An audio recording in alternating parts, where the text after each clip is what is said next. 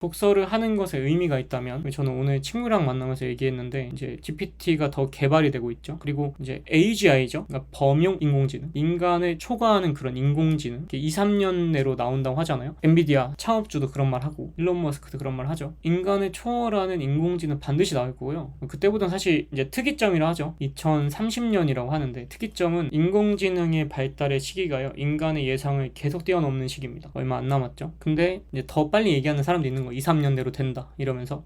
그러면 여러분 논문 쓰는 게 의미가 없어져요. 그리고 지금 대학교 교수님들도 그 챗 GPT를 잘 활용해서 쓰는 법을 배워야 된다 이렇게 말해요. 이제 철학에서 정보를 얻고자 하는 것들, 이런 거는 사라질 겁니다. 의미 없어질 거예요. GPT가 강독해주는 날이 있지 않을까요? 그럼 철학이 무슨 쓸모가 있을까요? 전 이거라고 봐요. 순수한 기쁨이요. 여러분 책 보면서 영원히 살고 싶으신가요? 니체는 영원히 살고 싶다 썼거든요. 즐거운 학문에서. 왜 영원히 살고 싶죠? 배우는 기쁨 때문에요. 죽고 싶지 않다 그랬어요, 니체가. 배우는 기쁨 때문에. 저는 이것만 살아남을 거라고 생각합니다. 배우는 기쁨이 결국에는요, 몰입하는 기쁨이에요. 문장 하나에 감탄하는 그 인간의 태도만 살아남을 겁니다. 정보를 얻고자 하는 건 저는 이제 별로 의미가 없다고 생각해요. 이제 라틴어 번역도 더 잘해줄 거고요, GPT가. 저 라틴어 공부를 하고 있거든요. 공부를 왜 할까요? 행복해요, 공부할 때. 제가 라이브 때마다 이거 말하는 것 같은데, 공자님이 그런 말씀하셨어요. 배우고 때때로 익히니 어찌 기쁘지 아니한가. 아셨던 거예요, 그분은. 어찌 안 기쁠 수가 있지? 배우고 익히는데. 그분이 정보를 알았기 때문에 기뻐했을까요? 아니에요. 순수하게 받아들이는 기쁨, 감탄하는 능력이 있기 때문이에요. 그래서 공자님이 그런 말씀도 하시죠. 배우는 것 때문에 느는지도 몰랐다. 느는 것도 모르고 공부하신 거예요. 순수한 기쁨을 느끼신 겁니다. 배울 때 작은 거에 감탄하고 행복해하고 즐거워하는 거, 앞으로 이 태도만 살아남을 겁니다. 이런 독서가. 그래서 제가 이 얘기를 좀 해드릴게요.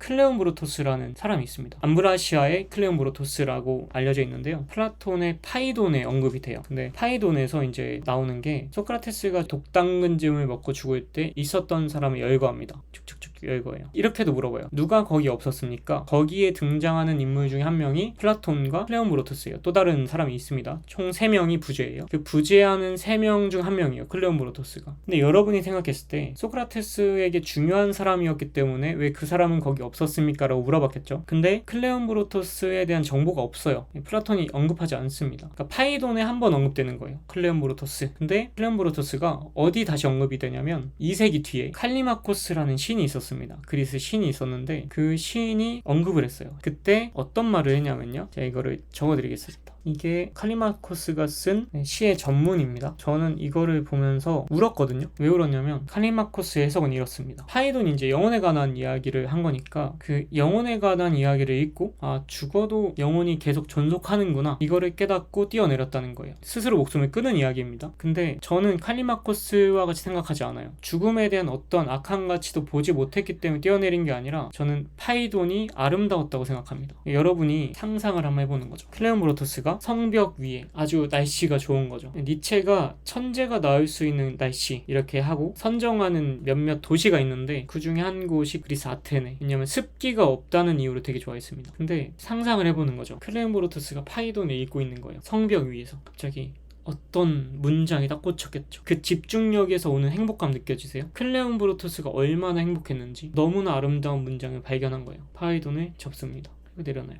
그리고 날씨가 좋은 아테네의 성벽에서 멋진 자세를 잡고 뛰어내립니다. 소크라테스의 말이 죽음을 감쌀 만큼 아름다웠다고 생각해요. 제가 하고 싶은 건 클레온 브로토스의 독서입니다. 죽음마저 뛰어넘을 수 있는 아름다움, 그 아름다움을 독서를 통해서 발견하는 거예요. 이런 독서를 하고 싶어서 눈물이 나더라고요. 그리고 실제로 파이돈을 읽는데 저도 그런 마음이 느껴지는 거예요. 그 이야기가 너무 아름다운 거죠. 파이돈의 이야기, 그게 제가 원하는 독서고. 그리고 또 하나 이제 아쉬운 건 별자리가 보이지 않는다는 거, 좀 가슴이 아픕니다. 종종 이제 잠자기 전에 어플로 별자리를 보는데요, 그 탈레스의 죽음에 대한 이야기가 나오잖아요. 플라톤도 테이테토스에서 탈레스 얘기를 하는데, 천체를 연구하다가 구덩이에 빠져서 하녀가 놀렸다, 이런 맥락으로 이야기하는데요. 그게 원래는 이제 탈레스가 밤에 별을 관찰하는 걸 좋아해서요, 작은 곰자리를 발견했다, 이렇게 디오게네스 라에르티오스는 그렇게 쓰는데, 발견한 건 아니고요, 어떤 사람들이 그거에 의존해서 항해할 수 있도록 저걸 보면서 가라, 이런 식으로 알려준 게 이제 탈레스였던 거죠. 탈레스가 이제 하루 일과가 낮에는 일을 하고요, 저녁 때는 집 밖에 나가서 별을 보는 거였대요. 하녀랑 같이 나가는 거죠. 몸이 안 좋으니까, 늙었으니까. 근데 별을 보다가 빠진 겁니다. 그러니까 플라톤이 천체라고 했는데 사실 별이죠. 근데 별이라고 하지 않으니까 느낌이 덜 오는데, 여러분들이 정말 빛이 하나도 없는 그런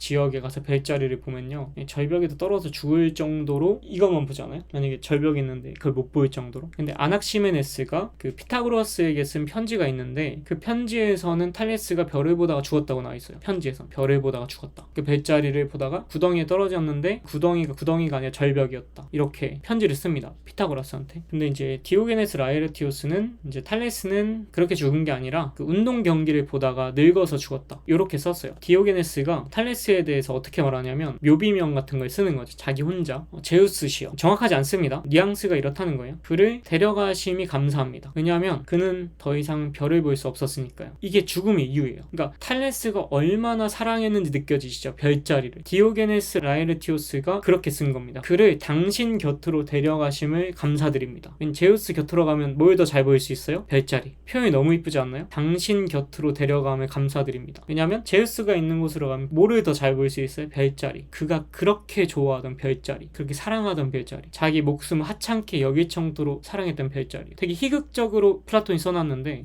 되게 아름답습니다. 그렇게 말해요. 그가 늙어서 더 이상 별을 볼 수 없었으니까요. 이게 디오게네스 라에르티오스가 쓴 추도문 같은 겁니다. 느껴지세요? 탈레스가 별자리를 보면서 뭘 느꼈을까요? 황홀함을 느꼈겠죠. 아름다움. 제가 친구들한테도 말하는데, 별자리가 보였다 하면 정신병이 많이 없었을 거다. 일 끝나고 하늘을 보는 거예요. 요즘에 목동자리가 한 밤 9시 되면 떠 있거든요. 정말 밝게 빛나는데 날씨가 좋을 땐 그게 보여요. 여러분 생각을 해보는, 일 끝나고 집에 갔어요. 하늘을 보니까 별이 수놓여 있는 거죠. 그런 생각합니다. 정신병이 많이 없어졌을 거다. 밤하늘의 별자리만 볼 수 있었다. 왜냐면 이 어플로만 봐도 황홀하거든요. 진짜 너무 예쁘거든요. 그래서 저는 여러분들이 아름다움에 도취되었으면 좋겠습니다. 정보를 얻는 게 아름다운 거.